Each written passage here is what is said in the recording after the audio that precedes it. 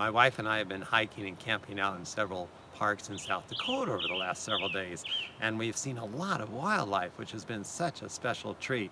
At the beginning of our trip, we found ourselves immersed in a buffalo herd, which came around the hill, and we just had to stop our truck and wait for all these dozens of buffalo to gradually saunter their way toward our truck, around the truck, and eye us and wonder what we were doing, and we wondered what they were going to do, and but we just sat patiently and enjoyed the experience. There were a lot of baby calves frolicking around, keeping up with their mothers, and it was just a real treat to be a part of that experience.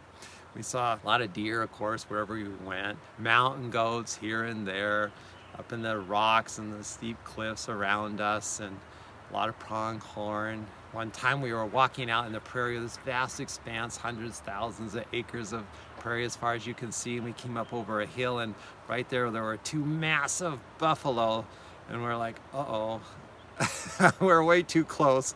The signs everywhere say, stay away from the buffalo, they're dangerous, and here we were out in the middle of nowhere, and there were two big buffalo, and so we just stayed calm and loved and enjoyed their presence and found a gentle way to move off into another direction, but it truly was special. We saw a coyote out hunting in the prairie dog fields. Of course, we saw prairie dogs as far as the eye could see, and all their chirp, chirp, chirp and going on whenever you walk through their fields. They were warning each other of your presence. And we saw a turkey out in the grass crossing the road. Beautiful birds everywhere. It truly was a delight. But I have to say the most memorable experience was when Kathy and I were doing this 3-mile hike, and we were up on the top of a mountain, and we came to this rock crag that overlooked a valley, and it was on a cliff, a sheer cliff down to the valley below.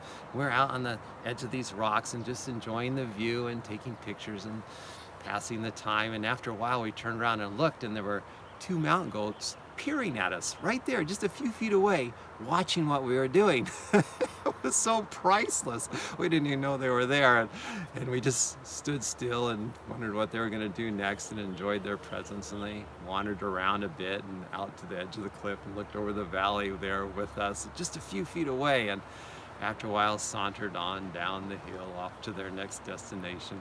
But when they were there watching us, I thought about how God watches over us when we least expect it oftentimes. If there's ever times in your life when you feel like you're alone or having to figure things out all by yourself, or maybe nobody else even knows what you're going through, you're really not alone. God is there with you, and He has His eye on you. But He's not just watching you like those goats were watching us. He's watching out for you.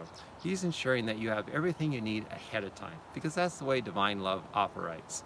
So if you ever feel like you're just out there in the wilderness all by yourself, you're not. God is there. He has His eye on you, and He's watching you. But even more, He's watching out for you, and sometimes in the most unexpected ways.